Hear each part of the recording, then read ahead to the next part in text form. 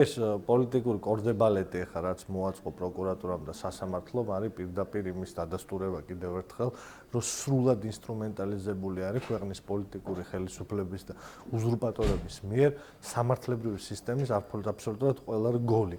პოლიტიკური აქტივობის გაცოცხლებისთანავე ზურა ჯაფარიძეს დამატებითი შეზღუდვა დაადეს.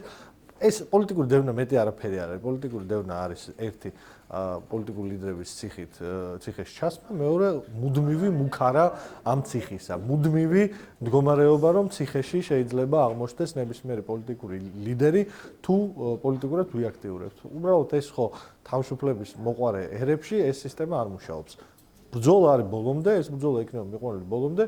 ჩვენის მხრიდან და დარწმუნებული ვარ, რომ ზურაც ასევე უყურებს თავის ბრძოლას და არ მგონია, რომ გირაო იქნება ის ფაქტორი, რომელიც მას შეახერებს. რაც შეეხება ახლა რაღაცა პოლიტიკური დილემის ხელოვნურად შექმნას გირაოს გადახდაზე, ეს რაღაცა ძალიან ისეთი იაფასიანი ბავშვური თამაშია, რომელზეც საერთოდ ლაპარაკიც არ ღირს და არასერიოზულია და რა დამცინავი არის ჩვენი საზოგადოებისთვის ილაპარაკო იმაზე, ციხეს უნდა აერიდოს პოლიტიკოსი თუ არ უნდა აერიდოს.